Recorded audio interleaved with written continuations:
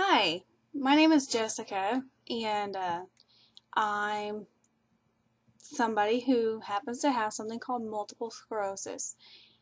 If I just stuttered, I'm stressed. I'll slur a little bit. Um, what's that? I don't I don't look sick. Oh, thank you. I worked very hard not to look sick. It is a Valentine's Day of sorts for me, and I don't often get dressed up, and it took about 3 hours to actually do anything, and even then I didn't do anything with my hair because I have a sensory problem where I have a really difficult time using my hands.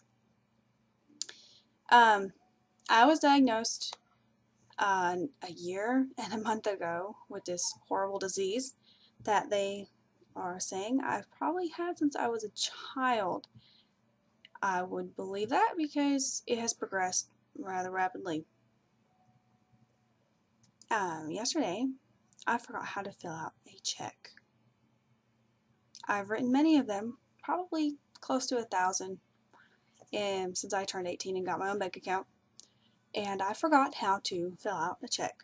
I am sure that that poor woman thought I was a complete idiot, and it took all of my dignity not to cry and run out of there.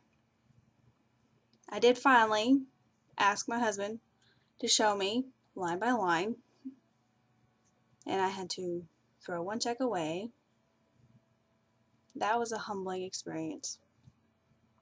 Unlike most patients that have MS, I'm not necessarily debilitated by my physical being. I suppose you would say that I'm more affected by the cognitive effects of MS. I forget everything. I slur. Sometimes I can't get my mouth to work. You know, that feeling where you just can't get that word. I get that too, but there'll be times where it feels like my tongue is huge and I can't speak. Super Bowl Sunday was a good example. I got very stressed, and when I get emotional, I tend to have a difficult time. My hands feel like they're being scraped with a cheese grater, and I'm tripping every 2 steps, and I'm having a really hard time staying calm. Just, this disease is awful, and I love people who are trying to support me, and I'm on a new medication to maybe help my memory. Hopefully, fingers crossed. I really need something because I'll even walk away and forget something cooking and won't remember. I'm so scared I'm gonna leave the house and leave something on. Um, I have a lot of wonderful people in my life that love to say something along the lines of, "Oh, I hate that," or "I get that too," or "I'm just like that."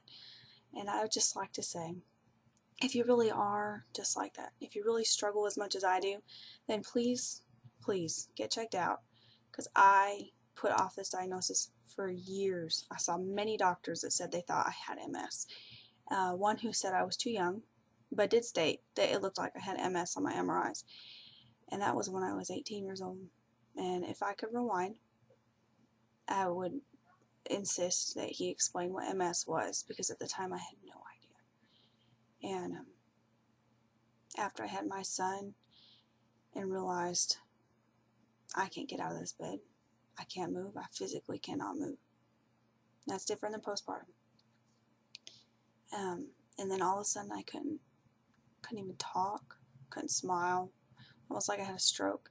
I really wish I hadn't let all these precious years of when could have gotten treated go by.